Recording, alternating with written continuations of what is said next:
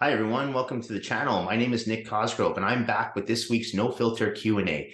This is the episode where I answer all questions related to diet, training, and supplementation that I received over the past 7 days from our in-house clients, online clients, as well as a few of our online followers. Remember, if you have any questions related to your nutritional plan, your workout program, supplements you're taking, not taking, considering taking, please feel free to email me those questions at nick@foreverfitperformance.com, or you can also DM me your questions on my Instagram at @fitcosgrove_. As a reminder, it is a long weekend here in Vancouver, British Columbia. So we celebrate that long weekend, Family Day. We are offering $10 off our Grizzly Grabbers, usually sell for $45 a pair. We are selling them for $35 a pair for the next 4 days, Friday through Monday. So if you're at the gym, pick up a pair. We'll have them in stock, ready to go. If you're not at the gym and you want to order a pair, just DM me on Instagram and send me your mailing address, and I'll send you a pair by the end of this week or beginning next week. So you'll have it within the next few days, either way. All right, so let's get started with this week's No Filter Q&A with question number 1. Nick, what do you think about this 4-day training split? Day 1, chest and tries. Day 2, back and bis. Day 3, shoulders and legs. Day 4, core and abs. I'm not a huge advocate of pairing up muscle groups like chest and triceps and back and biceps. And I know if you look at a lot of conventional workout programs that you'll see online, you will see that those muscle groups are paired up quite frequently. The reason why I don't like pairing those muscle groups up together, okay, so let's use the chest and triceps as an example. If you go in the gym and you start off your chest workout, incline barbell press, do some flat dumbbell presses, maybe some dumbbell flies, finishing up with maybe a flat barbell press, right? Every press that you do in the gym, you're going to be using your triceps as what we call your synergist muscle groups. So these are the muscle groups that assist in the press. You can't turn them off. It's really hard to isolate your chest. So there's always going to be muscle groups that assist in a press or a pull or a squat, what you're doing. And those muscle groups are called your synergist muscle groups. So when you're doing chest, your synergist muscle group in this case is the triceps. So the problem with doing your chest and triceps together is once you get through your chest routine and then you move on to your tricep routine, your triceps are already exhausted from all the presses that you've been doing during your workout for the chest and tricep workout, right? So what I like to do is keep the arms separate from that day. Same thing with back and biceps. When you're doing your back and biceps, you do your rows, you do your pull downs. Well, now you're fatiguing your biceps. Again, you can't turn your biceps off. Even if you use the Grizzly Grabbers, you're still going to use them a little bit. So your biceps are going to be tired by the time you get to them at the end of your workout. So you're not going to work them with the same intensity that you would do if you put them on a separate day. Now, some people might argue and say, well, what if I put my triceps in the middle of my chest workout and the biceps at the beginning of my back workout? Well, yeah, you can do that, but you're going to have the same problem, because if you do, let's say, tricep press downs, then you go to a bench press. Well, now your triceps are going to be they're going to be pre-exhausted. So they're going to be tired. So you're not going to be able to press as much on your chest. So now you're not going to work your chest to the full maximum intensity. Same thing with the back, right? If you do your biceps before you do your rows and your pull downs, you're not going to be able to pull or row as much weight. So you're not working your back to the best of its ability. So you're better off separating those muscle groups. And my recommendation, if you're following a 4-day split, would be something like chest and back on day 1, because then you're using agonist versus antagonist muscle groups. You don't use your back when you're training your chest, and you don't use your chest when you're training your back. So those two muscle groups complement each other really well if you put them into one workout. And then you could put your arms on a separate day. So you can do biceps and triceps on their own day and superset them, because again, agonist versus antagonist. Or if you want, you can put them in on your shoulder day, because really, besides from dumbbell shoulder press, you don't really use much triceps or biceps in a shoulder routine. Lateral raises, upright rows, rear delt flies, you're not using either bicep or tricep in that workout. So you could implement the arms on a shoulder day. And then I personally believe in keeping legs on its own day. If you're working legs to maximum intensity and you want to receive maximum results, you should be putting legs on their own day. So I wouldn't advise anyone to put legs with an upper body muscle group unless you're doing a full body workout. So on a 4-day split, my recommendation would be doing chest and back day 1, shoulders, bis, and tries day 2, legs day 3, and maybe an ab and core workout on day 4, or a full body workout day 4 with some cardio. Or you could do chest and back day 1, shoulders and abs day 2, bis and tris day 3, and then do lower body on day 4. So that's my recommendation. I would not pair chest with triceps and back with biceps, despite what you might see with the most conventional programs that you see online or you see other trainers giving their clients. But that's why I don't do that. All right, next question. Hey, Nick, do clients really send you filtered progress photos? Curious as to what your response is when they send them to you. Stop sending me filtered progress photos. That's my response. Yeah, I put this up in my story the other day, and I think it's just because I'm training a younger generation now. So I'm getting more filtered progress photos, because I'll tell you, with my clients who work with me who are 35 plus years old, I don't really get any filtered progress photos. I mean, I've had a few over the years, but lately in the past, I'd say 2 years, I'm getting more and more filtered progress photos. And it's typically from my clients who are in their 20s. So I think it's just a generation thing. And here's the thing, as your coach, I need to see what you really look like. Okay. So filtered photos look great. Yeah, they show they show you at your best. They don't show your flaws, but I need to see your flaws, because if I'm going to make the most accurate changes and revisions to your program, I need to base it on what you're looking like, right? And a few other factors as well, like how you're feeling, your quality of sleep, your energy levels. Are your weights going up in the gym? Are they going down? Obviously, there's other factors as well, but how you look is a big one. And this is why I always tell people I need progress photos. I need to see what you're looking like, especially if I don't work with you in person. If I work with you strictly online, I don't really know what you're looking like. So if you're sending me filtered progress photos and I'm thinking, wow, you're looking really good, but meanwhile, this is not what you truly look like, I'm not going to make the most accurate changes. So if anyone needs to see what you truly look like, it's your coach. You want to filter your progress photos for Instagram, Facebook, TikTok, go ahead. But when I get these photos, I need to see what you look like. And you ask anyone who works with me online, and they'll tell you, I'm very particular about how I get these photos. I'll tell my clients if they send me photos, I'm like, you know what? Your photos look better last week when you took them in this light, in this area of your house. Could you retake your photos in that light, in that area of your house? And they do. Because for me, consistency is key. So I like to see the photos on the same day, the same time, preferably in the same room, same lighting, so I can really make those comparisons from week to week, right? Those comparison shots and see them, so I can make the most accurate revisions. So again, if you're filtering your progress photos, I'm not going to make accurate revisions, and really there's no point on working with me then, because I'm making photos based on what I see. And I'm like, wow, you look amazing this week. I don't need to make any changes. Meanwhile, that's not what you look like. So if anyone should be seeing what you truly look like, it's your coach. And anyone will tell you, if you work with me online, I don't share people's photos unless they tag me in a story or they give me permission to share their photos. But I don't go out of my way to share someone's photos without their permission. I never have, I never will. I think that's really tacky. I think it's sleazy. I don't think it's a good way to market yourself as a coach. I've had clients in the past that say, you know what, I'd like you you can tag me in this photo because I'm really proud of my results. Great, I'll do it. Sometimes I've asked people, I'm like, hey, do you mind if I put this photo up as this motivation for people so people can see it can be done? And they're like, sure. They're like, just cover my face. Great, I'll do it. But no, I would never do that to someone without asking them first. So I think that's really tacky. So if you're working with me, I promise you, I won't share your photos online unless you give me permission or unless you tag me yourself. But I need to see what you're looking like. So my response is, please stop sending me filtered progress photos. All right, next question. Nick, what's the best way to get a six-pack? Diet. Diet is key. You can train your abs every day. You can have a really strong midsection. You have a really strong core. But if you have a layer of fat covering that midsection, you're never going to see those abs. I have a perfect example. I have a client who's trained with me for years.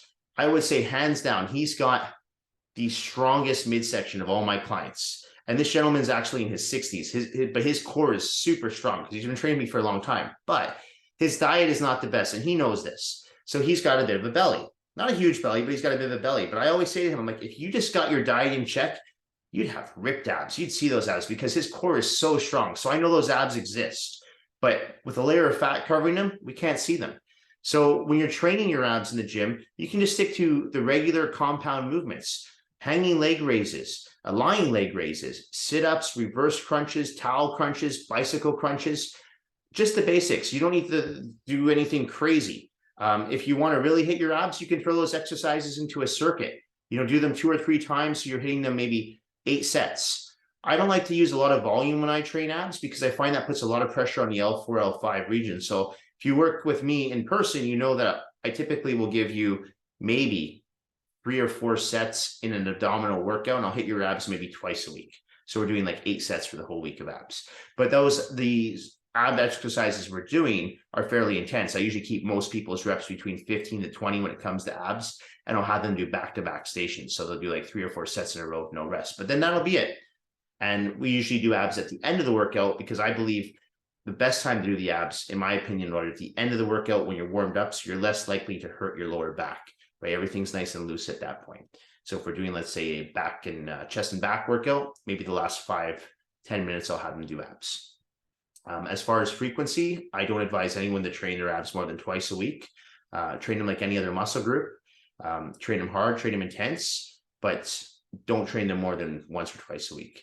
And, I shouldn't say train them like any other muscle group because I actually train abs with less volume. So frequency once or twice a week, but as far as sets and reps, I wouldn't go higher than 8 to 10 sets, and I wouldn't go higher than 15 to 20 reps per set, and get your diet in check. And that's honestly, in my opinion, the best way to develop a six-pack. Okay. Nick, do you recommend training through a hangover? I like to stay out late on the weekends and worry about injuring myself in the gym the next day if I'm hungover. Are there any risks to training hungover? There's risks to training even if you're not hungover. I mean, people injure themselves in the gym all the time. I spoke about this last week. Now, if you're hungover, the likelihood of injuring yourself, obviously the chances go up more, right? Because you're hungover, you're tired, you're not thinking clearly.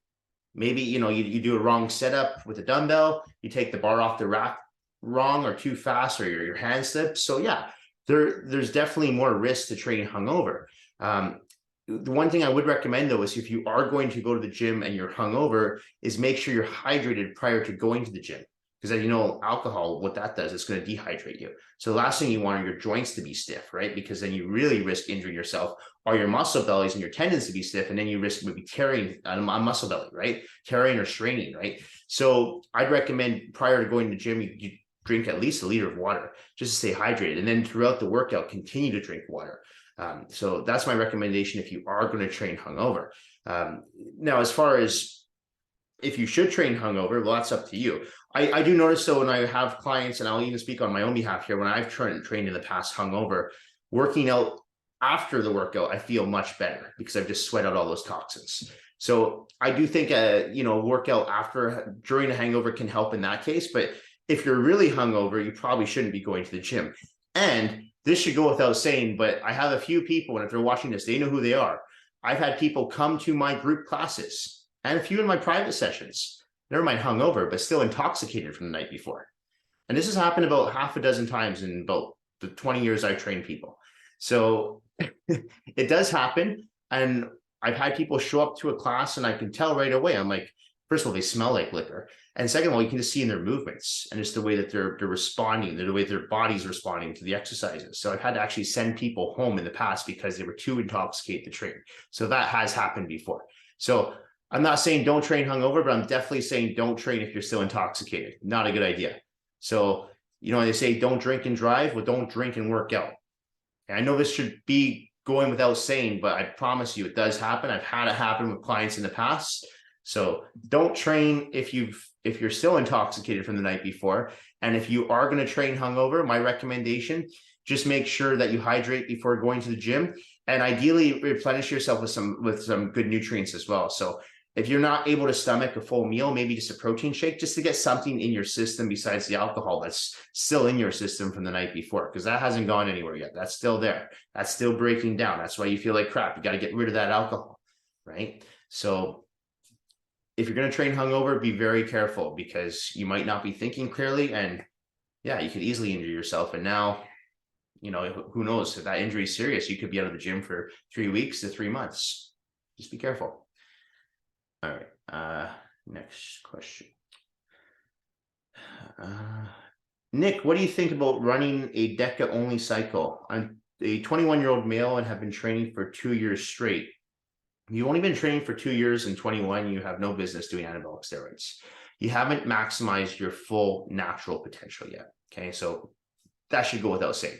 If I were you, I'd get another maybe 2-3 years of consistent training under my belt, grow some more naturally, use your own genetics to the fullest potential you possibly can, which I don't think you've done yet if you're only 21 and you've only been training for 2 years. This is the problem too with a lot of people now, is when it comes to anabolic steroid use, they jump on too early.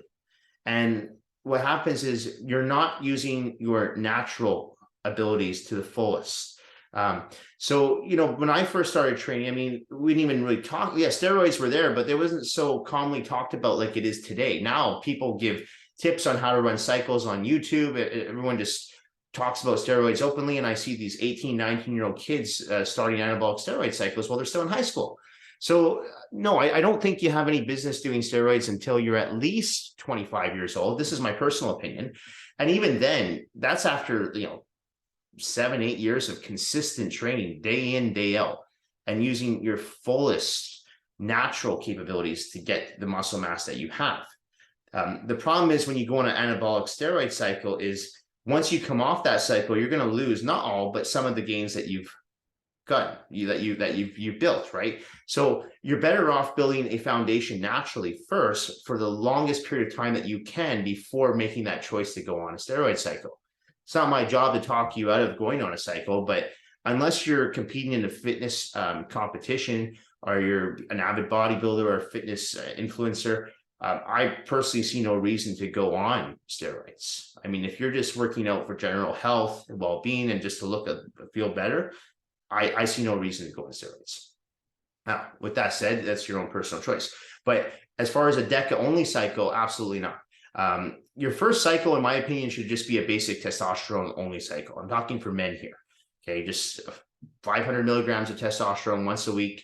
Do that for 12 weeks, come off, do some PCT. That should be more than enough. And then, your next cycle, you can start looking into adding other compounds like DECA, Masteron, Equipoise, these types of things. But for your first cycle, I think a testosterone only cycle is more than enough. You should grow off that.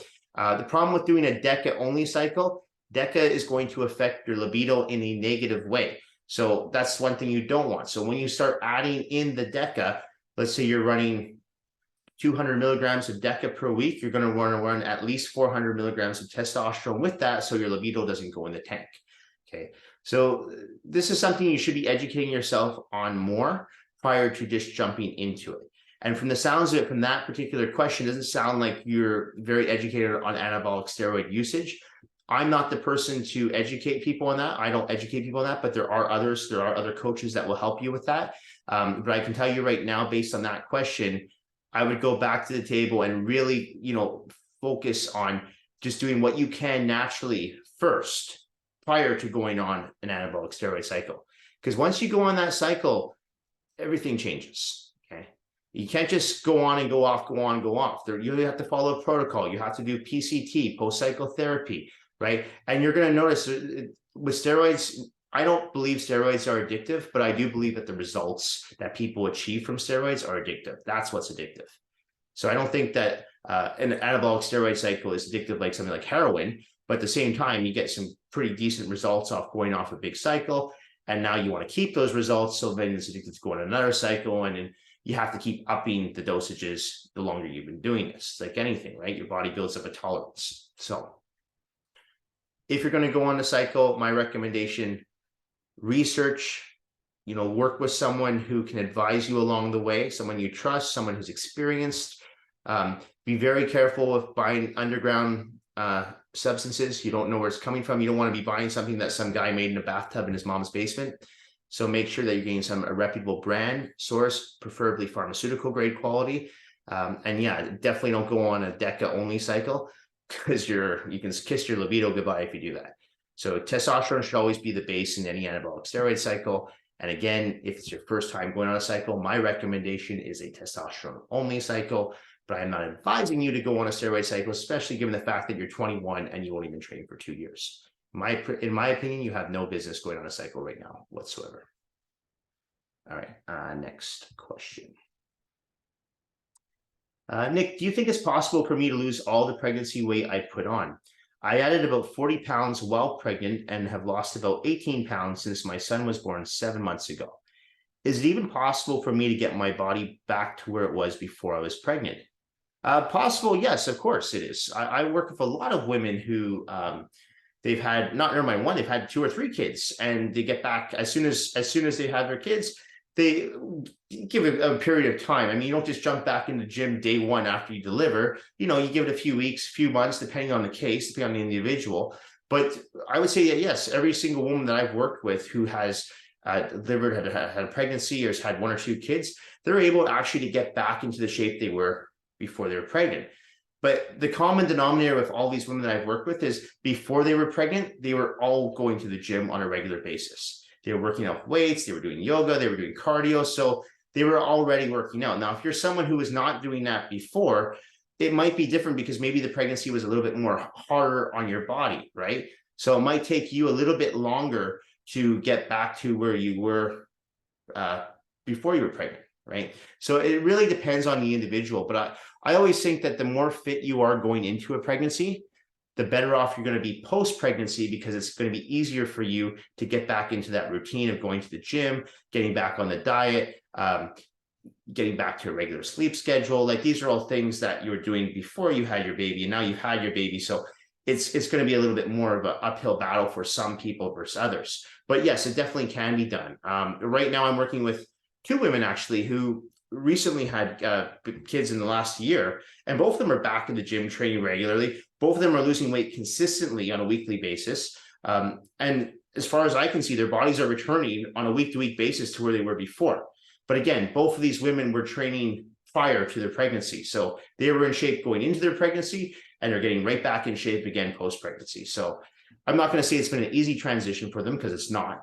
It's obviously, you know, you've gone through a huge thing with your body for 9 months and a year in some cases, but especially because the recovery for some people, it depends if you had a C-section or how the pregnancy was on your body. Sometimes it takes more on some people than others, right? So, but if you were training before, I see no reason why you can't get back to the shape you were before your pregnancy. I can't see why you can't get back into that condition again. So yes, it can be done. I've seen it done numerous times. Just take it slow, feel your body, listen to your body. Maybe work with a coach that can help you along the way. Maybe someone who's got some experience working with women who have gone through pregnancy and now are coming back to the gym and going back on a nutritional plan. That can help as well. But yes, it can be done. All right. Next question. Hi, Nick. I can only get to the gym to train once a week.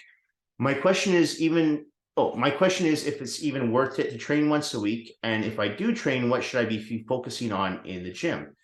Absolutely, it's definitely worth it to train.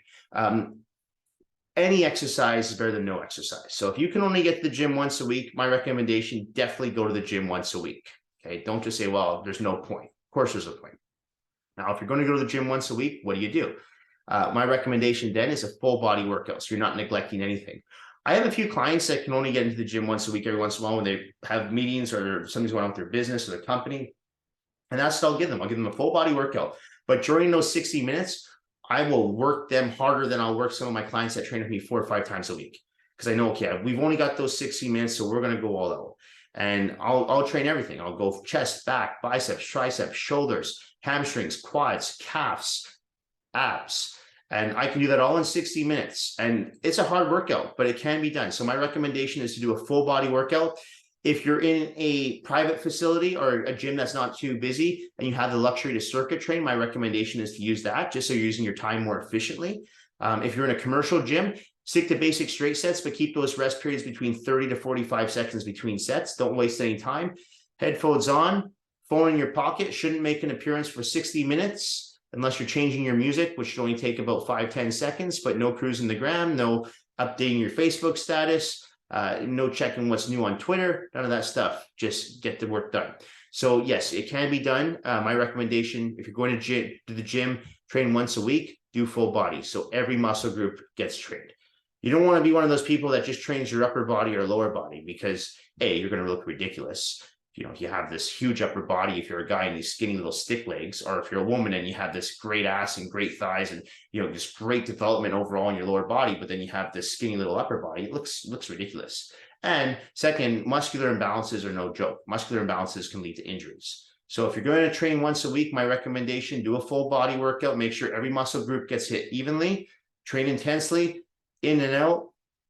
And yeah, I mean, you're not going to get incredible results, but at least you might be able to maintain the current physique you have by that one workout, as long as your diet's in check. But again, one workout is better than no workouts. Absolutely. Okay, next question. Nick, I don't agree with your thoughts on calories when it comes to weight loss. You need to be burning more calories and taking it in, or than taking in if your goal is to lose weight. I don't see how you can help people lose weight if you're not paying attention to their calorie intake, caloric intake. Okay, so it's not that I don't pay attention to calories, or I don't pay attention to calories. I pay attention to calories to a degree, okay? But if I'm putting healthy, nutritious foods on a plan, the calories aren't going to be incredibly high to begin with. I mean, you know how much brown rice and chicken you need to eat just to hit, let's say, 3,000 calories? So the volume of food that you need to eat to get those amount of calories, it's going to be ridiculous. Most people won't even be able to do that. So that's one reason I don't pay attention to calories, because I know if I'm implementing a lot of nutritious food into my clients' programs, the calories aren't going to be that high to begin with. Okay. Now, if you're putting in a lot of crap food and you're following the if it fits your macros diet, then yeah, your calories are going to be extremely high, because if you're on a diet where it allows cheesecake, and those cheesecake is 450 calories for one slice, that can add up, and you can have a burger and you can have fries and pizza as long as it fits your macros. Yeah, those calories can be very high. So I don't pay attention to calories for that reason, because all the foods I'm implementing on the plan are going to be on the lower calories to begin with. Okay, so that's one of the reasons why. A second reason is because most people, actually everyone who enlists in my services, every single client who enlists in my services, their number one goal is to be healthy and lose fat and build muscle. So it's all one goal. So those aren't three goals. That's one goal. They want to become more healthy overall, healthy and fit, and they want to lose fat and they want to build muscle. Okay, so we're not just looking at weight loss here. We're looking at how can we lose body fat while preserving and building muscle at the same time. Because if you go into a too extreme of a caloric deficit, I'm not arguing with you. You will definitely lose weight, absolutely. But you're going to lose a combination of fat, muscle, and water. And you know what? It's going to be very little fat. You're going to move. Your body will always try to burn muscle before it burns fat. Our bodies are very smart. Our bodies are very resilient. So your body will go, well, no, I need to hold on to body fat. Body fat, it goes into survival mode. Body fat keeps us warm, keeps us insulated. We need body fat. We don't need muscle. Let's burn this muscle first. So that's why it's not strategic and it's not intelligent to just go on a caloric restriction diet for a prolonged period of time in hopes that you're going to get this amazing body. You will get skinny for sure.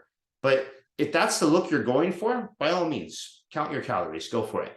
But if you're looking to add on lean muscle mass and you're looking to keep your body fat levels low, my recommendation, pay attention to your macronutrients and your micronutrients. And it's not that I'm saying completely ignore your calories, but if you're really paying close attention to your macronutrients and the micronutrients, which is the quality of the macronutrients that you're consuming, you're not really going to have to worry about the calories because they're already going to be low. Okay, so that's why I don't pay attention to the calories. And I think sometimes when I put on my Instagram stories or my posts that calories are irrelevant to me, and I probably take it a little too far in some cases because a lot of people take everything I say literally. And what I'm just saying is calories are not as important to me when I'm working with someone whose goal is to become more healthy and fit, lose body fat while preserving and building muscle. That's it. I'm not arguing with you that you need to be in a caloric deficit to lose weight.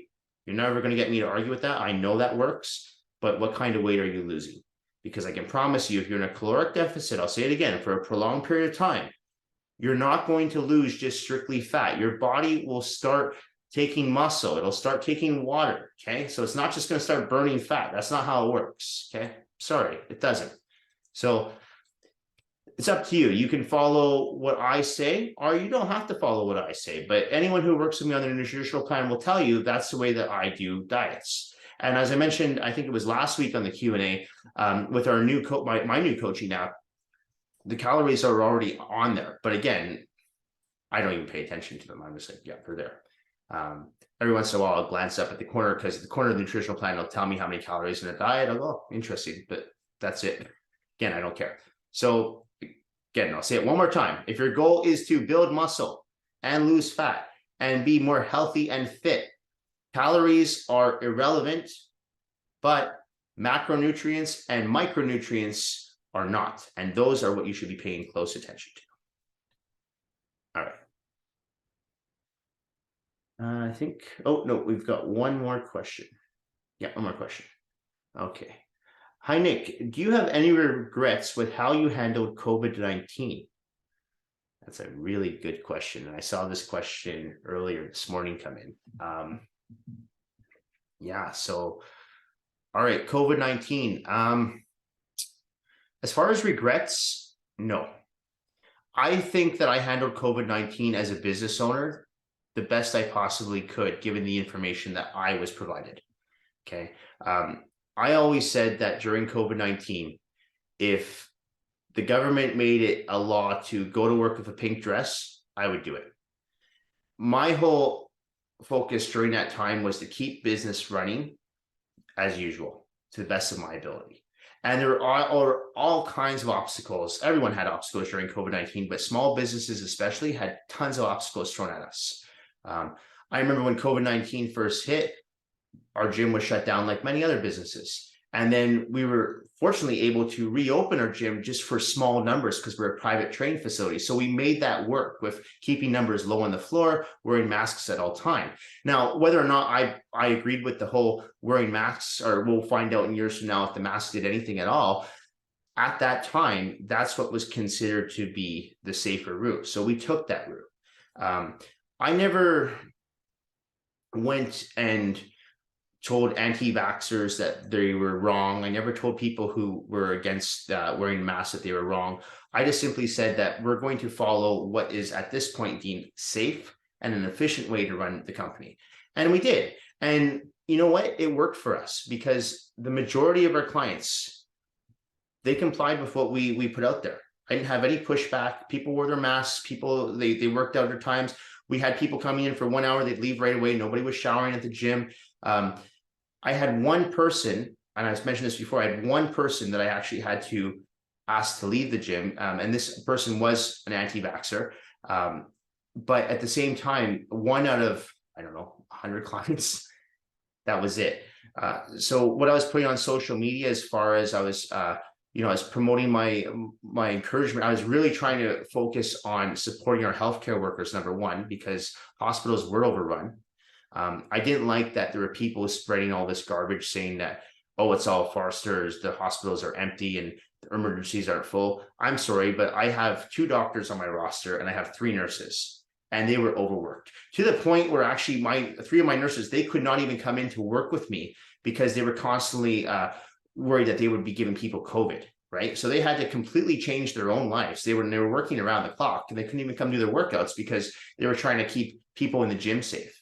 So that really irritated me online when I would see people saying, well, no, this is all, this is all a tactic used by the government to control us. And that pissed me off. Yes. So that's where I started thinking, okay, well, no, I'm going to stick up for the healthcare workers, because I have healthcare workers on my roster and I can see what they were going through. I saw it every day.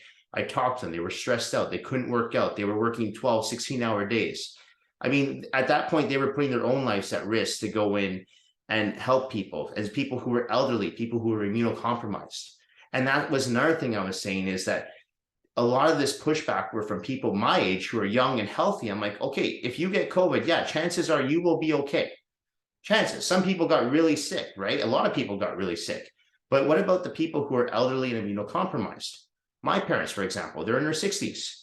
They're not immunocompromised, but at the same time, I mean, I would feel terrible if I gave one of them something that they got really sick or they died from, right? So you have to start thinking like that. I have elderly clients. So that's where I was thinking, okay, well, put your own thoughts aside and just think, okay, what can we do to keep everyone safe?